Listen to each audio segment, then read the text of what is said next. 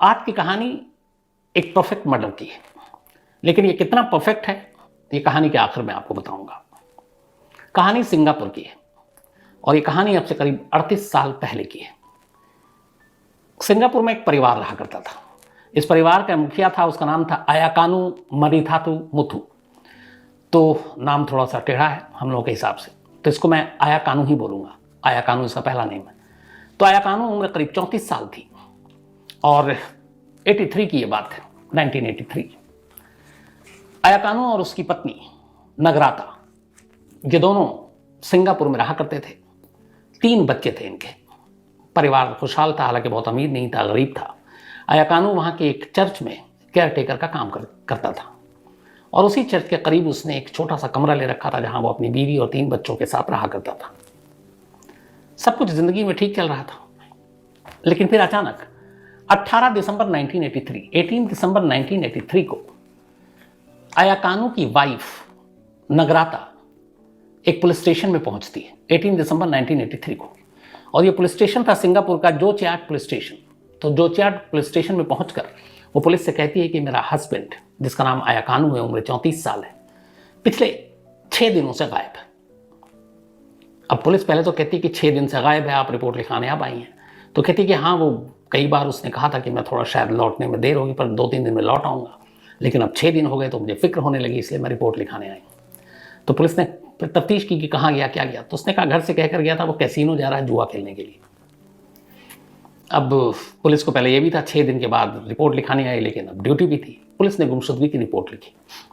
Report लिखने के बाद पुलिस ने पूछताछ की, फिर अपने खबरियों को लगाया, तस्वीर दी अयाकानु की कि देखो कहीं आसपास में मिल जाए तो पता करना। अब खबरियों ने भी तस्वीरें ले ली। कुछ शुरुआती दिनों में इन्होंने ढूंढना शुरू भी किया, लेकिन वक्त बीता, गरीब परिवार था, पुलिस ने उतना ध्यान नहीं दिया। मुखबिर भी भूल गया, अपने नए केस में लग गया। धीरे धीरे वक्त बीतता जाता है। अयाकानु का कोई सुराग नहीं मिलता, ना अयाकानु मिलता है। हफ्ता महीना बीत जाता है, महीने के बाद साल बदल जाता है, लेकिन अयाकानु का कोई सुराग नहीं मिलता। अब 83 से 87 आ जाता है, 4 साल बीत गए और सिंगापुर में गायब 34 साल का एक नौजवान, उसका कोई सुराग नहीं। इन 34 सालों में कुछ वक्त तक उसकी बीवी नगराता ने पुलिस स्टेशन के चक्कर भी काटे अपने पति के बारे में, केस के बारे में अपडेट लेने के लिए, लेकिन कोई सुराग नहीं मिला। फिर धीरे धीरे उसने भी जाना बंद कर दिया पुलिस स्टेशन। बच्चे इधर बड़े हो रहे थे, 4 साल बीत गया। 4 साल के बाद 9 जनवरी 1987 अचानक एक वाकया होता है। अयाकानु के गायब होने के 4 साल के बाद 9 जनवरी 1987 को सिंगापुर में एक डिटेक्टिव थे जिनका नाम था अलग मगलाय। तो अलग मगलाय एक डिटेक्टिव जो वहां की पुलिस के लिए काम करते, उनके पेजर पे एक मैसेज आया। 1987 की बात है, उस वक्त मोबाइल शायद था नहीं, और याद है उस वक्त पेजर हुआ करता था जिसपे हम मैसेज एक दूसरे को दिया करते थे, छोटा सा, कमर में उसको लगा कर रखते थे बेल्ट के साथ। तो इस डिटेक्टिव को एक पेजर पे मैसेज आता है एक मुखबिर का, और वो मुखबिर कहता है कि मुझे आपसे मिलना है, एक बहुत इंपॉर्टेंट खबर हाथ लगी है और आपको ये केस बताना है। डिटेक्टिव कहता है कि ठीक है, तुम आ जाओ। इसके बाद उसका मुखबिर डिटेक्टिव के पास पहुंचता है। जाने के बाद जो कुछ वो बताता है, डिटेक्टिव पहले तो हंसता है, फिर कहता तुम पागल हो, नशे में हो, तुम वो बात बता रहे हो जिस पे मैं क्या दुनिया में कोई भी यकीन नहीं करेगा। पर वो कहता है कि मैं जो भी कह रहा हूं उसकी हर लाइन सच है, आप माने ना माने, मुझे खुद यकीन नहीं हुआ, लेकिन मजबूरी है कि ये सच है, इसलिए आप तक ये पहुंचाऊं। डिटेक्टिव फिर भी तैयार नहीं था मानने को। अब क्यों नहीं था? उस मुखबिर ने डिटेक्टिव को जो कहानी सुनाई, वो कहानी ये थी कि उसके अपने सोर्स से ये पता चला है कि 1983 दिसंबर में एक शख्स जिसका नाम अयाकानु था, उसका कत्ल हुआ, और ये कत्ल 3 लोगों ने किया। अब यहां तक खबर नॉर्मल थी, इसके आगे अब नॉर्मल शुरू है जो उसने डिटेक्टिव को बताया। तो उसने कहा कि दिसंबर का महीना था, 83 साल, अयाकानु नाम के एक शख्स का कत्ल हुआ इसी सिंगापुर में, और 3 लोगों ने कत्ल किया। कत्ल करने के बाद लाश किसी के हाथ न लगे तो उन्होंने उसके बहुत ही छोटे और बारीक पीसेस किए, अयाकानु के जितनी हड्डियां थी अलग अलग छोटे छोटे पॉलिथीन में उन्होंने भरा और अलग अलग इलाकों में ले जाकर फेंक दिया। और बाकी जो चीज़ें थी, जो पीसेज उन्होंने काटे, उसके बॉडी के लाश के टुकड़े किए, उसको एक बड़े से कढ़ाई में सब्जी के साथ बनाया, उसमें मसाले डाले, पानी डाला और एक तरह से उसकी करी बना दी। इसके बाद उन्होंने चावल बनाया अलग, बहुत सारा। अब उस सब्जी की करी, जो कि आराम से 40-50 लोगों के हिसाब से बनाया गया, और चावल भी, राइस भी, फिर उसको छोटे छोटे पैकेट में इस खाने को पैक किया गया। और इन तमाम खानों को, जिसमें राइस और वो करी थी, जिसमें एक इंसान के अंगों को मिलाया गया, पकाया गया है, वो पूरे अपने नेबर, पड़ोसियों को उसने जाकर खिलाया कि आप जी, ये ख़ास डिश है, आप लोग भी इसको खाइए। और कहते हैं कि पूरे पड़ोसियों ने तमाम वो खाना खाया। अब ये बात सुनकर कोई भी इंसान सकते में आएगा। सेम डिटेक्टिव के साथ ही हुआ जब उसके मुखबिर ने यह कहानी सुनाई। अब मुखबिर अपनी बात पे अड़ा हुआ था और उसने कहा कि मेरी हर लाइन, हर खबर सच है और इसमें कोई झूठ नहीं है। तो डिटेक्टिव के पास और कोई चारा नहीं था, उसने कहा ठीक है। इसके बाद ये डिटेक्टिव अलागमलाए अपने ऑफिस से निकलता है और सीधे सिंगापुर के सीआईडी ऑफिस में पहुंचता है। और वहां के सीआईडी ऑफिस में जाने के बाद उनके अफसर से कहता है कि एक खबर है और ये आपको जांच करनी चाहिए। अब सीआईडी का अफसर पूछता है बताओ क्या है। अब डिटेक्टिव उसको सेम वही कहानी सुनाता है जो उसके मुखबिर ने उसको सुनाई थी।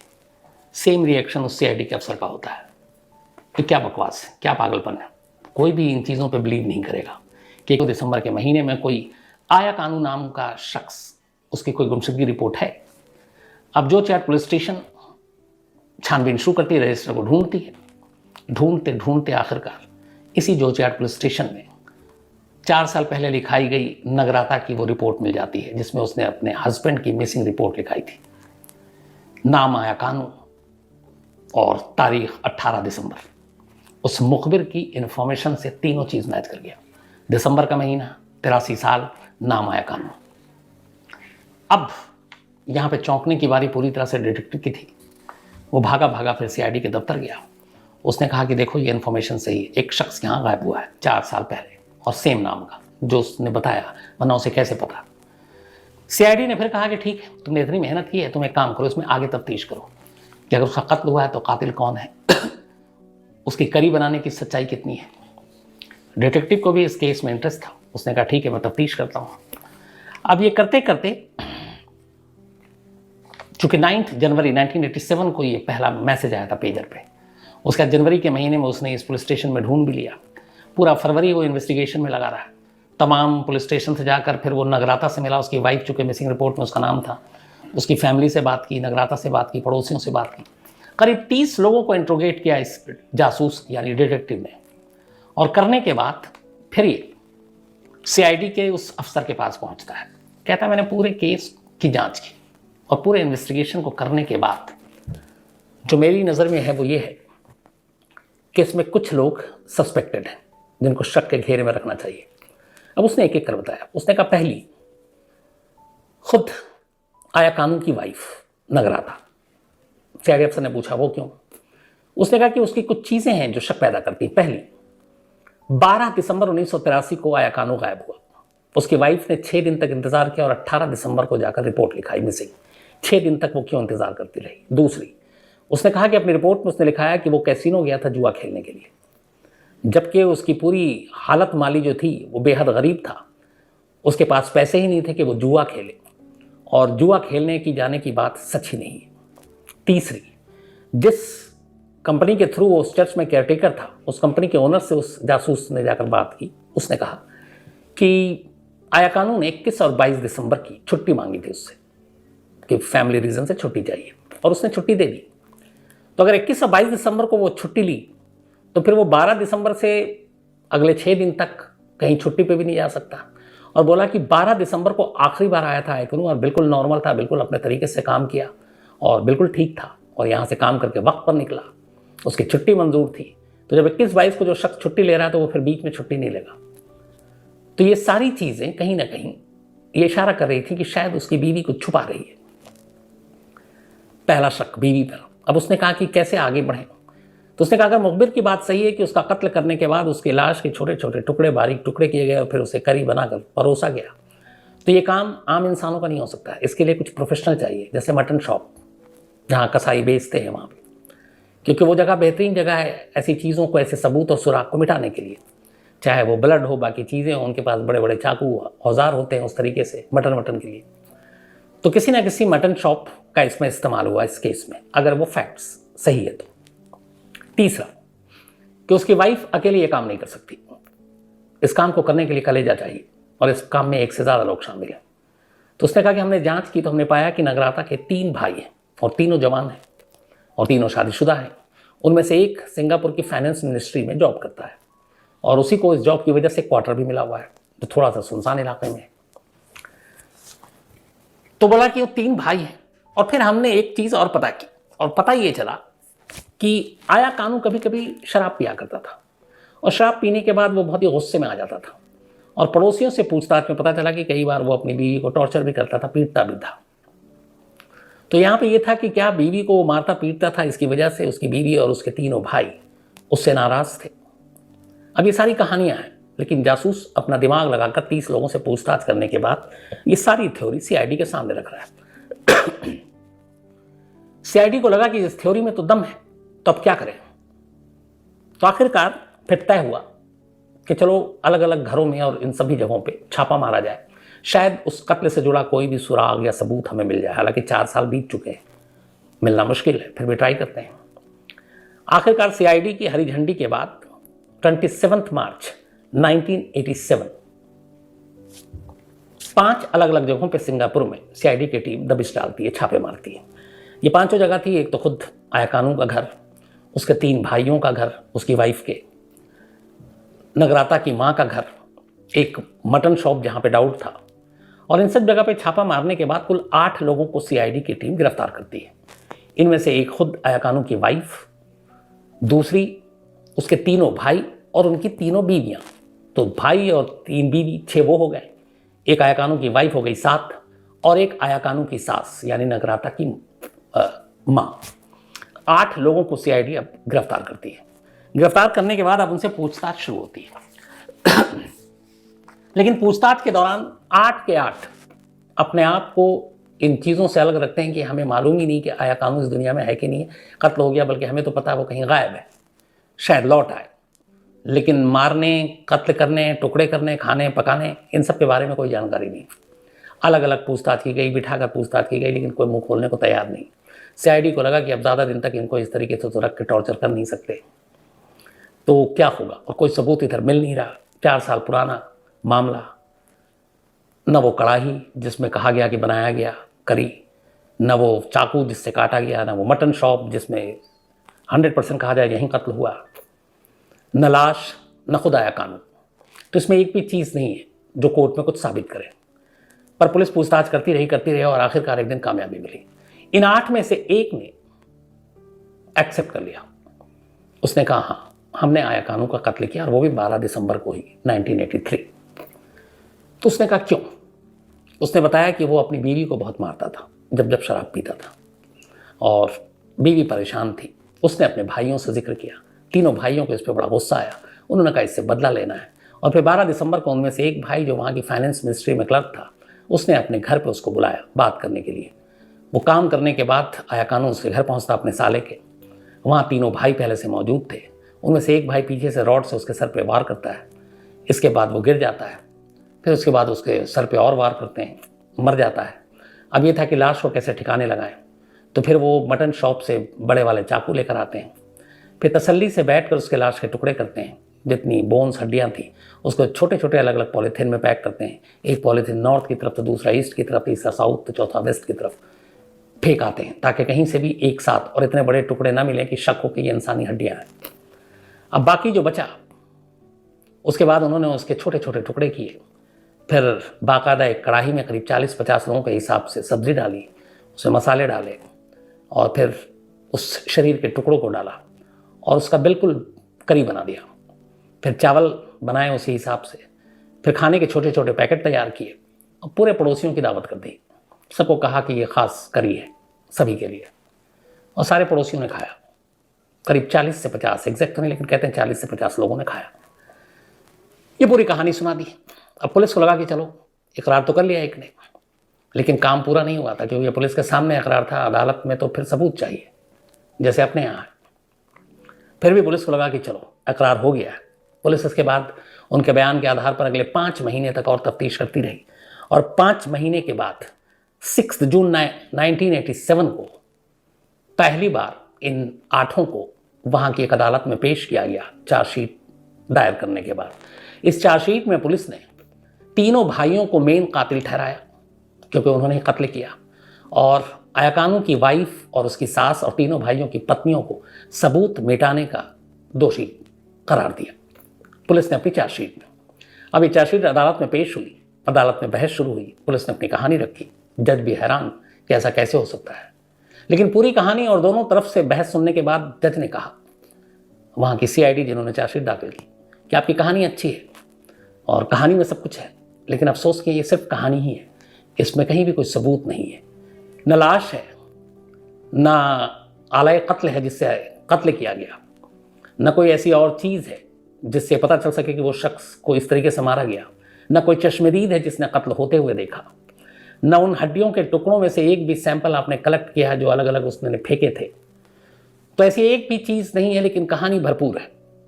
तो सिर्फ कहानी के बलबूते पर हम इन लोगों को आपकी इस कहानी के आधार पर मुजरिम नहीं ठहरा सकते, न सजा दे सकते हैं।